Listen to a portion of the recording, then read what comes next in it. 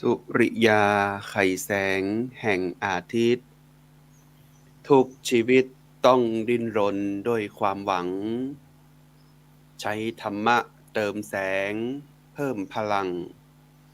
เพื่อเป็นทางตื่นรู้สู่ตัวตน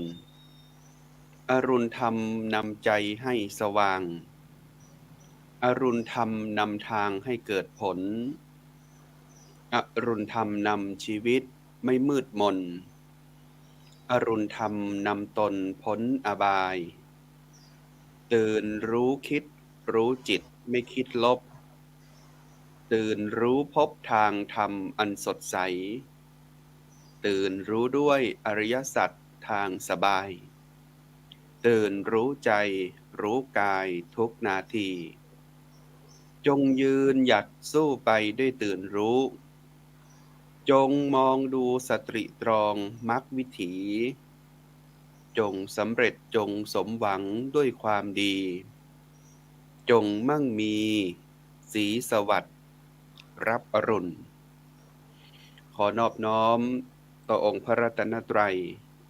อันมีคุณพระพุทธคุณพระธรรมคุณพระสงฆ์กราบถวายความเคารพครูบาอาจารย์พระมหาเถรานุเถระพระเถรานุเถระทุกตนทุกองค์ขอความเจริญสุขความสวัสดีในธรรม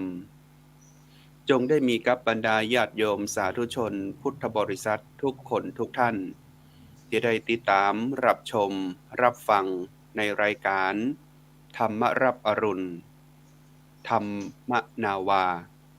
เครือข่ายทำเป็นทีมทีวีออนไลน์วิทยุเครือข่ายคลื่นสีขาว8จังหวัดภาคเหนือโดยการสนับสนุนของคณะสงฆ์จังหวัดเชียงใหม่คณะสงฆ์จังหวัดลำพูนมูลนิธิ1016เพื่อการกุศลมูลนิธิโพธิยาลัยโครงการหมู่บ้านรักษาศีล5มจรวิทยาเขตเชียงใหม่ที่ได้สนับสนุนให้รายการธรรมรับอรุณมาพบปะกับตังบรรดาญาติโยมสาธุชนกันในทุกๆวันจันทร์ในทุกๆวันในตอนเจ้าแล้วก็ในทุกๆวันจันทร์ของสัปดาห์ที่1และสัปดาห์ที่3ก็จะได้มาปะกับอาตมาภาพพระมหาอนุวัตทิตะเมโทเจ้าอาวาสวัดหนองปลาขอตำบลป่าสักอำเภอเมืองลำพูนจังหวัดลำพูนซึ่งจะได้นำเอาสารธรรมมาอู้จ๋ากับตังบรรดาญาติโยมสาธุชนกันเป็นประจำในเดือนหนึ่งก็ประมาณ2ครั้งที่เราจะได้มาพบปะอู้จ๋ากันในสำหรับวันนี้ก็ตรงกับวันจันทร์ที่4เดือนพฤศจิกายนพุทธศักราช2567ญาติโยมทั้งหลายอากาศตังละปูนก็ตอนเจ้ามาก็เริ่มเย็นอากาศเย็นพอสมควรละนะบ่ฮู้ว่าตังใดที่อยู่ใกล้ๆกันนี่ละปูนเชียงใหม่อากาศก็น่าจะเหมือนกันเนาะแต่ช่วง 2-3 วันนี้ก็ถือว่ายังมีฝนอยู่ก็ให้ญาติโยมทั้งหลายได้รักษาสุขภาพจะเดินทางออกไปทางใดก็จะไปลืมร่มนะจะไปลืมร่มจะไปลืมอุปกรณ์กันฝนเพราะบัดเดี๋ยวนี้มันจะตกก็ตกมาเลยญาติโยมแล้วเราก็ดูว่าน้ำปีนี้หนักพอสมควรและปีถัดๆไปก็อาจจะหนักเช่นนี้เหมือนกันนะญาติโยมทุกคนทุกท่านในสัปดาห์ที่ผ่านมาอาตมาภาพได้อู้จากับตังญาติโยมทั้งหลายว่าธรรมะของพระพุทธเจ้านั้นญาติโยมได้ละไว้ให้เฮาชาวพุทธเนี่ยได้เดินตามมรรควิถีหรืออริยมรรคมีองค์8อันเป็นธรรมที่พระพุทธองค์นั้นทรงตรัสรู้ญาติโยมสาธุชนกล่าวว่านั่นวันเดียวเนาะเกิงจะมงเฮาก็อู้กับเรื่องของคำว่าสัมมาทิฏฐิคือความเห็นที่ถูกต้องเนี่ยไปพอสมควรญาติโยมบางคนบางท่านก็ยังอาจจะมีกำกึดอยู่ในใจว่าเอ๊ะแล้วเฮาเฮ็ดจังไดจะให้เฮามีสัมมาทิฏฐิได้นะสัมมาทิฏฐิคือความเห็นชอบคือความเห็นที่ถูกต้องนะญาติโยมพุทธองค์บอกให้เฮานั้นมองทุกอย่างให้เป็นกลางมองให้ทุกอย่างเป็นกลางเฮาก็จะบ่สุขบ่ทุกข์นะเฮาจะใช้ชีวิตด้วยความจะบ่ได้กังวลบ่ได้กังวลกับสุขบ่ได้กังวลกับทุกข์นะเพื่อที่จะทำให้ชีวิตของเฮานั้นอยู่ในความเป็นกลางนะบ่ได้ยินดียินร้ายในสิ่งที่เป็นสิ่งยั่วยุนะ บ่ได้ไปกังวลคิดกังวลใจเป็นทุกข์กับสิ่งที่เรานั้นคิดว่ามันทำให้เราเกิดความลำบากเรามองว่ามันเป็นเพียงแค่เช่นนั้นเองในช่วงของอาทิตย์ที่ผ่านมาพระอาจารย์ได้มีโอกาสเดินทางไปกรุงเทพมหานครญาติโยมไปกราบสักการะแล้วก็สุมาคารวะครูบาอาจารย์ที่วัดปากน้ำภาษีเจริญวัดชนะสงครามนะก็ถือว่าได้เดินทางแห่ม1ครั้ง1รอบก็หันความงดงามหลายๆอย่างญาติโยมโดยเฉพาะเรื่องของเปื้อนเดินทางในตอนเดินทางกลับมาที่จังหวัดเชียงใหม่นี่ญาติโยมอาตมาภาพปะโยมเพิ่นเดินทางมาจากประเทศสหรัฐอเมริการัฐโอไฮโอนะก็นั่งสนทนาธรรมกันบนเครื่องบินก็ถามว่ามีแพลนจะไปจั่งใดพ้องนะมีแพลนจะไปจั่งใดพ้องเพิ่นบอกว่าต้องการที่จะมาเชียงใหม่เพียงแค่4วันเพิ่นมีแพลนมาในต่างประเทศของเพิ่นเนี่ยก็คือประเทศไทยและประเทศญี่ปุ่นได้เดินทางจุดแรกที่มาประเทศไทยก็คือมาเรียนรู้พระพุทธศาสนาเพิ่นก็ถามอาตมาภาพว่าในจังหวัดเชียงใหม่จังหวัดลำพูนเนี่ยที่ใกล้ๆเนี่ยที่เราจะไปลงเครื่องเนี่ยเพิ่นว่านะมีสถานที่ใดสอนธรรมะให้ฝรั่งพ้องเพิ่นถามนะญาติโยมอาตมาภาพก็มองเห็นว่าโอ้ฝรั่งต่างชาติเนี่ยเพิ่นอยู่กับการกับงานมาตั้งแต่น้อยๆญาติโยมทั้งหลายทำการทำงานมาตั้งแต่อายุ15-16นะก่อนกระทั่งเพิ่นอายุเติบโตขึ้นเนี่ยเพิ่นพอมีกำลังเพิ่นก็เสาะแสวงหาสัจธรรมนะญาติโยมทั้งหลายความจริงของทางพระพุทธศาสนาความจริงของคำสอนเนี่ยเพิ่นอยากจะมาทำสมาธิมาปฏิบัติธรรมสัก2วันอาตมาภาพก็แนะนำสถานที่ปฏิบัติธรรมในจังหวัดเชียงใหม่ที่ใกล้กับที่พักของเพิ่นไปคือเพิ่นก็คือวัดลำเปิงแล้วก็วัดอุโมงค์สวนพุทธธรรมก็แล้วแต่เพิ่นจะเลือกก็คือเพิ่นไปเดินไปดูนะเพิ่นก็บอกว่าขอบคุณนักๆเพราะว่าในตลอดระยะเวลาหลายๆปีที่ผ่านมาเนี่ยเพิ่นก็เรียนรู้พระพุทธศาสนานอกจากพุทธศาสนาแล้วยังมีศาสนาอื่นๆนะคำสอนของศาสนาแต่ละศาสนาแต่เพิ่นอยากจะมาลองนั่งปฏิบัติธรรมดูว่าเมื่อปฏิบัติไปแล้วจะหันอะหยังจะได้อะหยังนะดังนั้นก็เลยแนะนำไปว่ามีหลักสูตรที่พอที่จะสอนให้ชาวต่างชาติได้เนี่ยก็2วัดหลักๆนะเท่าที่รู้มาในจังหวัดเชียงใหม่แล้วก็บ่ไกลจากสถานที่พักของเพิ่นโดยดังนั้นญาติโยมทั้งหลายชาวพุทธในประเทศไทยเฮานักๆเนี่ยเฮาคิดว่าเมืองไทยเฮาเป็นเมืองพุทธเนี่ยญาติโยม ก็ยังมีแห่งหลายวิธีการหรือญาติโยมแห่งหลายท่านหลายคนเนาะประชาชนที่เกิดมาพร้อมกับคำว่าเกิดมาพบพระพุทธศาสนาเนี่ยก็ยังละเลยหน้าที่ของตนในการที่จะปฏิบัติหรือเรียนรู้พระธรรมคำสั่งสอนที่ถูกต้องแม้กระทั่งแต่ตุเจ้าพระสงฆ์เอาเองญาติโยมทั้งหลายบ่ได้ปรามาสไผนะว่าบางครั้งเนี่ยบวชมาแล้วเนี่ยญาติโยมก็ยังละหน้าที่ธุระที่พระพุทธองค์ได้สอนไว้ว่าการที่เข้ามาบวชในพระพุทธศาสนาแล้วเนี่ยพระพุทธองค์ได้ไปตอบคำถามเนี่ยคือกับพระจักคุบาลเถระนะหรือว่ามหาปละเนี่ยนะว่ามหาปละเนี่ยเป็นบุคคลที่บวชแก่ก็ถามว่าเมื่อเฮามาบวชในพระพุทธศาสนาแล้วจะต้องทำธุระอะหยังญาติโยมพุทธองค์ก็บอกว่าธุระในพุทธศาสนาเนี่ยมีอยู่2ธุระธุระที่1คือคันธธุระคือการเรียนเอาคือการเรียนรู้ทั้งคำสอนเรียนรู้ในวิธีการต่างๆนานาทุกๆอย่างหัวข้อธรรมโดยเฉพาะเรื่องของอริยสัจและอริยมรรคมีองค์8เนี่ยให้เรียนรู้เอาเรียกว่าคันธธุระแห่งประการหนึ่งญาติโยมทั้งหลายพระองค์บอกว่าธุระอีก1อย่างคือวิปัสสนาธุระคือการที่ได้นั่งปฏิบัติธรรมได้นั่งปฏิบัติธรรมได้นั่งเรียนรู้ในส่วนของจิตของใจของตนตามตั้งใส่กลางในมหาปละเนี่ยเป็นบุคคลที่มีความคิดว่ามีความแก่ละจะไปเรียนหนังสือก็คงจะลำบากก็ขอให้ได้นั่งทำสมาธิวิปัสสนาก็เลยตั้งสัจจะอธิษฐานในการเข้าพรรษา3เดือน จะทำสมาธิโดยบัลลับตาในญาติโยมบัลลับตานะจนกระทั่งแสงในสายตาก็ดับลงไป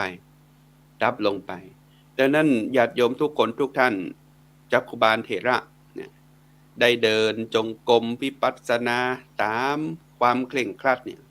ก็ไปย่ำใส่แมงเม่าพ่องย่ำใส่อายังพ่องหลายๆอย่างจนกระทั่งก็มีตุเจ้าประสงค์ไปบอกพุทธองค์ก็ได้ห้องเจ้าขุบาลเถระมาโอ้นะว่าเธอได้เดินทางสายกลางอย่าไปตึงเกินไปเพราะว่าที่เธอทำเนี่ยมันตึงเกินไปดังนั้นหลักการแห่งวิปัสสนาธุระในญาติโยมธุระในพุทธศาสนาก็คือเรียนรู้และปฏิบัตินะหากว่าเขาอู้ง่ายๆนะบุคคลที่อยู่ที่อื่นเนี่ย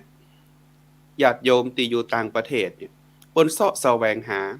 หลักคำสอนอันเป็นทางสายกลางแล้วก็หาคำตอบเพื่อเปิ้นได้เพราะชาวตะวันตกส่วนมากในญาติโยมมักจะแสวงหาความจริงถามว่าคนชาวตะวันออกอย่างเฮานี่ญาติโยมมีความคิดจะใดความคิดเนี่ยส่วนมากเนี่ยมันจะเกิดขึ้นจากในยุคของการเรียนคือการกำเนิดของศาสนาแต่ละศาสนาเฮาสังเกตหรือไม่ว่าศาสนาทุกศาสนาที่เกิดขึ้นเนี่ยอยู่ในฝั่งเอเชียในบนห้องว่าโลกตะวันออกอย่างเฮาหมดเลยศาสนาพุทธนะศาสนาอิสลามศาสนาคริสต์เนี่ยก็เกิดในฝั่งของเฮาทั้งหมดเลยเชนพราหมณ์นะในเรื่องของหลักการความคิดทางศาสนาขึ้นมาเป็นที่เปิงของมนุษย์โลกเนี่ยจะเกิดในฝั่งของเฮาทั้งหมดแต่ฝั่งของตะวันตกเนี่ยเพิ่นมักจะมีแนวคิดเหมือนลักษณะของความจริงหาความจริงเพิ่นเฮาว่าหลักความคิดทางวิทยาศาสตร์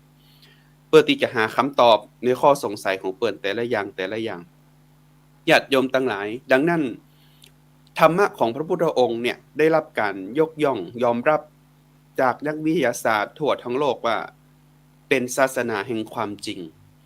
เป็นศาสนาแห่งความจริงเนื่องด้วยว่าพระพุทธองค์ได้วางแนวของอริยสัจสี่เนี่ยไว้เป็นแนวทาง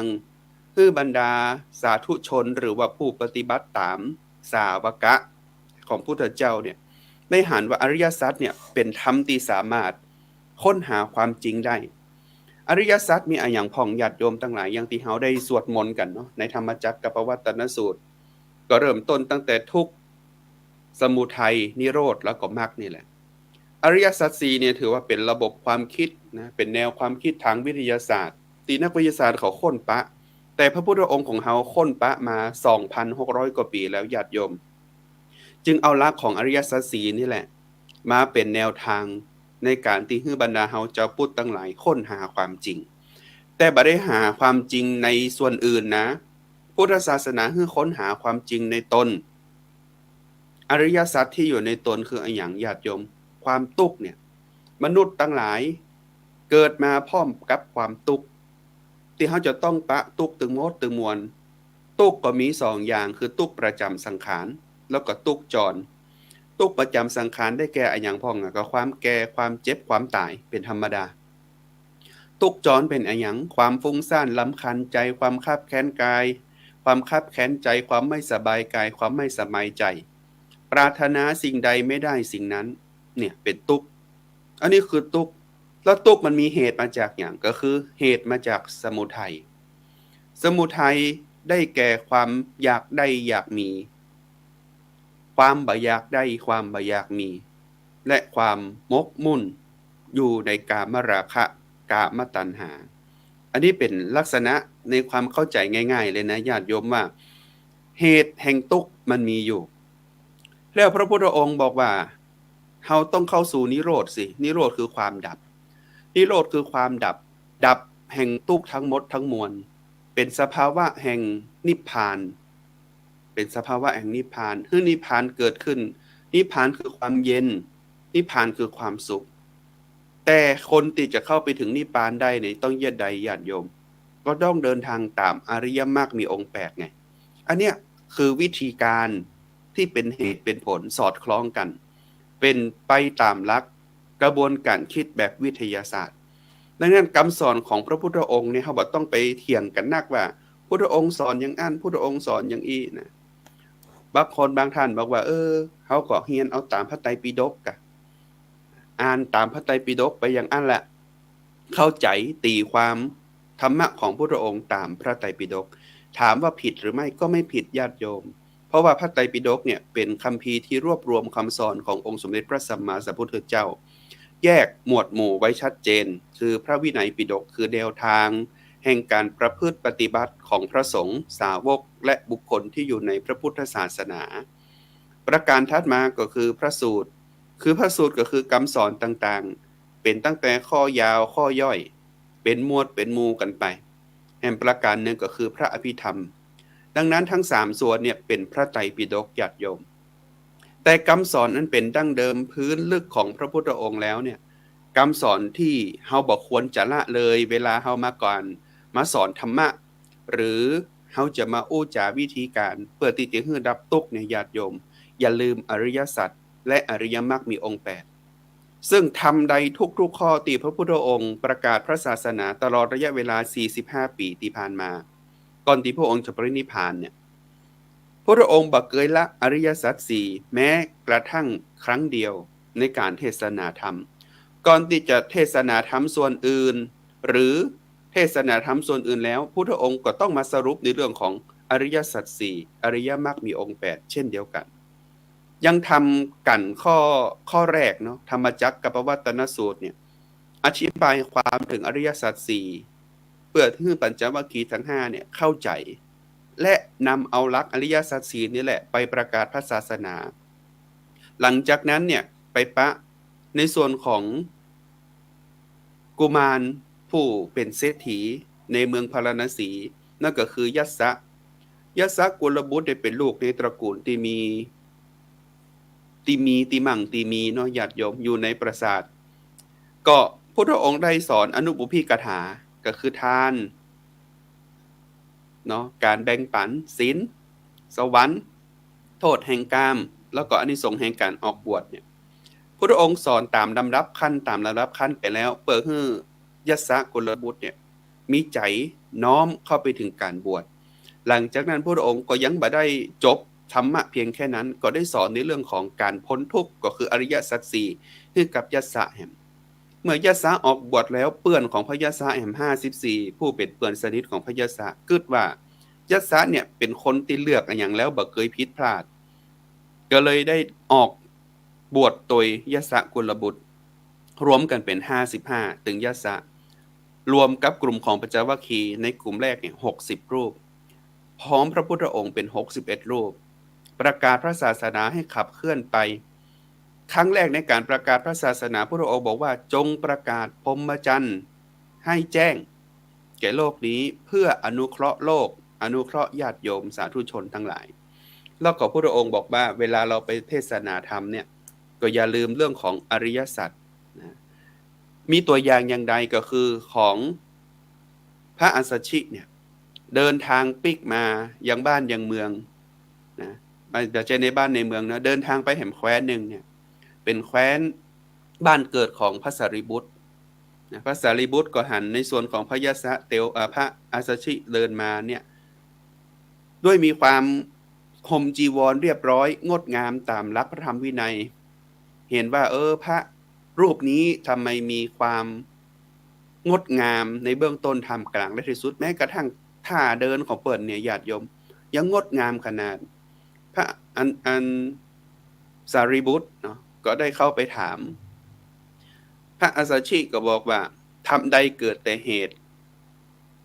การดับแห่งเหตุนั้นอาจารย์ของเราหรือพุทธองค์ได้บอกไว้แล้วก็คือว่าไปฟังธรรมจากพุทธองค์ดีกว่าเพราะว่าพุทธองค์นั้นเป็นบุคคลที่สอนอริยสัจสี่ได้ชัดเจนดังนั้นเรามองว่าทุกเนี่ยหรือว่าทุกเนี่ยนะญาติโยมเรามองให้เป็นสัมมาทิฏฐิได้อย่างไรก็คือว่าเรามองให้มันเป็นว่าธรรมดาของโลกนี้เราจะต้องจะต้องเจอทุกอย่างและเราจะวางให้มันเป็นกลางเราจะบ่กังวลกับทุกเวลามันมีความทุกข์เข้ามานะเราจะบ่ได้กังวลกับสิ่งที่มันยังมาบ่ถึงเตื้อทำวันนี้ให้มันดีที่สุดเล่าย้อนกลับไปว่าชาวพุทธทั่วโลกเนี่ยญาติโยมมีส่วนนักนะที่ยังบ่ได้เข้าใจถึงการที่เรียนรู้และนำไปปฏิบัติหลายๆคน ตึงวันเนี่ยเสพข่าวสารเกี่ยวข้องกับตังพระพุทธศาสนาที่จริงไม่ได้เกี่ยวข้องกับพุทธศาสนาเกี่ยวข้องกับพระบุคคลที่เกี่ยวข้องกับพระพุทธศาสนาเนี่ยโดยเฉพาะข่าวด้านลบเนี่ยญาติโยมก็เป็นเดือดเป็นห้อนจริงๆพิมพ์คอมเมนต์ด่าว่าฮือตุเจ้าฮือกับบุคคลที่กระทำความผิดนั้นถ้าหากว่าเรามองถึงความทำเป็นมนุษย์ในความเป็นมนุษย์นะญาติโยมในการที่เราจะเก็บผลไม้นะอย่างลำไยเนี่ยลำไยปุ๊กหนึ่งเนี่ยเกรดมันก็ต้องมีตั้งแต่เกรด A B C และอีแห้วอีล่วงนะมันก็เหมือนกันนั่นแหละหากว่าเราจะคัดหาผลไม้บะลำไยที่มันดีๆถ้าเปรียบเหมือนกับตัวเจ้าประสงค์เนี่ยจะคัดเกรด A ได้เนี่ยเราจะต้องไปมองที่ไหนมองที่การเสียสละหรือไม่มองตีเรื่องของการประพฤติปฏิบัติเนาะบุคคลที่เปิ้นประพฤติปฏิบัติเนี่ยตามแนวทางของพระพุทธศาสนาเนี่ยเปิ้นจะบ่ไปโอ้อวดญาติโยมทั้งหลายบ่โอ้อวดบ่บอกว่าเฮาถึงขั้นนั้นเฮาถึงขั้นนี้และบ่ได้แสดงในเรื่องของปาฏิหาริย์คือกับตังบรรดาญาติโยมทั้งหลายได้หันกันคือมองถึงความเป็นจริงคือมองถึงเป็นธรรมะญาติโยมทุกคนทุกท่านในธุระพระพุทธศาสนาอย่างเตียได้กล่าวมาว่าสรุปเป็น2นัยยะคือเราต้องเรียนรู้และไปปฏิบัติเจ้าพุทธทั้งหลายเรียนรู้หรือยังเมื่อเรียนรู้แล้วนำไปปฏิบัติได้อย่างไรและวางใจเป็นกลางได้ขนาดไหนอันนี้เป็นสิ่งที่งดงามที่สุดอาตมาภาพได้นั่งกึดมาในระหว่างที่เดินทางจากกรุงเทพมหานครโดยปะคนต่างชาติเนี่ยนะจากสหรัฐอเมริกาเนี่ยเปิ้นมากับครอบครัวเปิ้น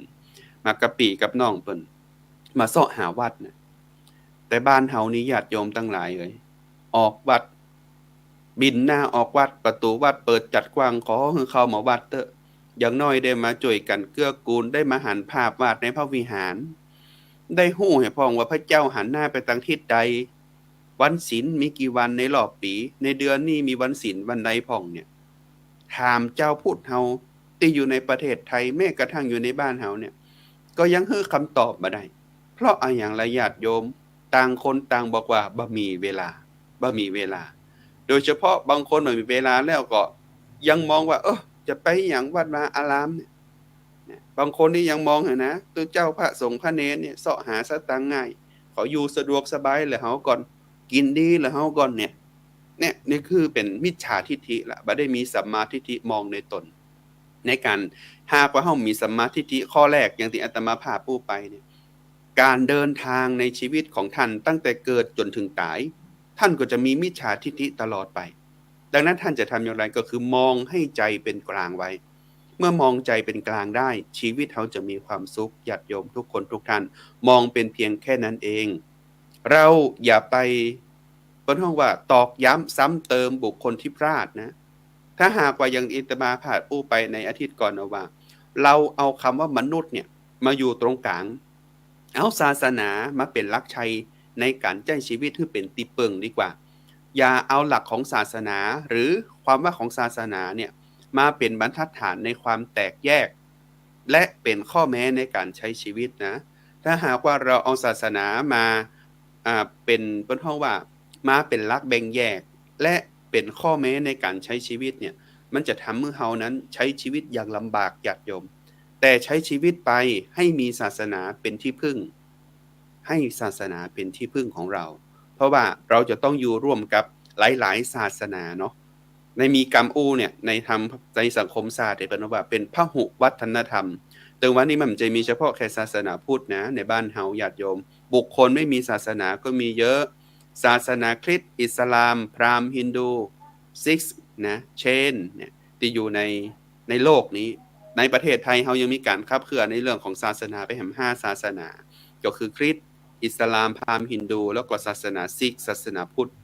ทั้ง5ศาสนานี้เฮาอยู่ด้วยกันในสังคมไทยยังมีความสุขกันมาตั้งแต่อดีตจนถึงปัจจุบันถ้าหากว่าเราเอาหลักศาสนามาเป็นข้อแม้และเป็นข้อแบ่งแยกมันก็ทำให้ชีวิตเฮาใช้อย่างลำบากแต่ถ้าหากว่าเฮาใช้ศาสนาเป็นตัวกลางในการที่จะนำชีวิตเรานำพาแนวคิดเรานำพาชีวิตเราให้เดินทางไปได้อย่างมีหลัก อย่างมีที่พึ่งเนี่ยมันจะทำให้เราใช้ชีวิตอย่างมีสติดังนั้นญาติโยม30นาทีนี่ในแต่ละครั้งที่อู้จากับญาติโยมเนาะเหมือนมันบ่นักนะกำเดียวในญาติโยมก็จะครบละ30นาทีแล้ว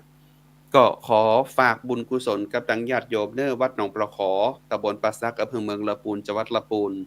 จะมีการถวายทานทอดกฐินในวันที่9เดือนพฤศจิกายน2567ซึ่งตรงกับวันเสาร์ที่จะถึงนี้ญาติโยมได้เป็นอานิสงส์แห่งการถวายผ้ากฐินร่วมกันในจีวรการ1เดือนนี้หากว่าญาติโยมท่านใดอยากจะร่วมบุญกับทางวัดหนองปลาขอสามารถโทรมาติดต่อที่อาตมาภาพ0817831764 0817831764 วัดหนองปลาขอตำบลปราซักอำเภอเมืองลำพูนจังหวัดลำพูนโดยอาตมาภาพเป็นเจ้าอาวาสอยู่แล้วก็ได้เชิญชวนญาติโยมทั้งหลายร่วมบุญร่วมกุศลเฮาบ่ได้มีเจ้าภาพเป็นเก้าเป็นกันมาหลายปีแล้วนะเป็นสามัคคีธรรมสามัคคีทานญาติโยมทุกคนทุกท่านต้องขอขอบคุณนักๆหลายๆที่ติดตามรับชมรับฟังรายการแล้วก็ให้กำลังใจกันมานะครับแม้ว่าเฮาจะอู้จากันได้ธรรมะเป็นจังไดพ้องที่อู้จากันไปใน30นาทีในแต่ละครั้งสามารถติชมรายการผ่านทางโทรศัพท์หรือจะหน้าจออย่างอีพิมพ์มาอีกก็ได้นะขอบคุณนักๆหลายๆนะครับคุณโยมทองคำผมมินที่ได้ให้กำลังใจได้ข้อสะท้อนปีกมาแล้วก็ทำหลายๆท่านตะกี้เห็นคอมเมนต์ขึ้นมาอยู่ก็ต้องขอขอบคุณนักๆหลายๆนะครับทั้งครูบาอาจารย์แล้วก็ญาติโยมสาธุชนทุกคนทุกท่านที่ได้คือติชมรายการที่อาตมาภาพได้จัดดังนั้นก็อาทิตย์ถัดไปวันจันทร์ถัดไปบ่ได้ปะเนาะปะในวันจันทร์สัปดาห์ที่3ของเดือนนี้ปีกมาปะอาตมาภาพพระมหานุวัตติตเมโทผ่านรายการธรรมารับอรุณทำเป็นทีมทีวีออนไลน์ผ่านทางหน้าเพจผ่านทางสถานีวิทยุตรงนี้ได้สำหรับวันนี้เวลาหมดเวลาขอได้นำเอารายการจากลาทุกคนทุกท่านไปก่อนหากว่าสิ่งใดที่ได้กล่าวไปบ่ถูกต้องบ่ถูกควรได้ประมาทในธรรมขอสุมาอภัยครูบาอาจารย์มาณโอกาสนี้และขออำนวยพรให้ญาติโยมทุกท่านมีความสุขความเจริญงอกงามในธรรมยิ่งขึ้นไปโดยจตุรพิธพรชัยทั้ง4คืออายุวันนะสุขภละปฏิภาณธนสารสมบัติธรรมสารสมบัติโดยทั่วกันทุกท่านทุกคนเทอญ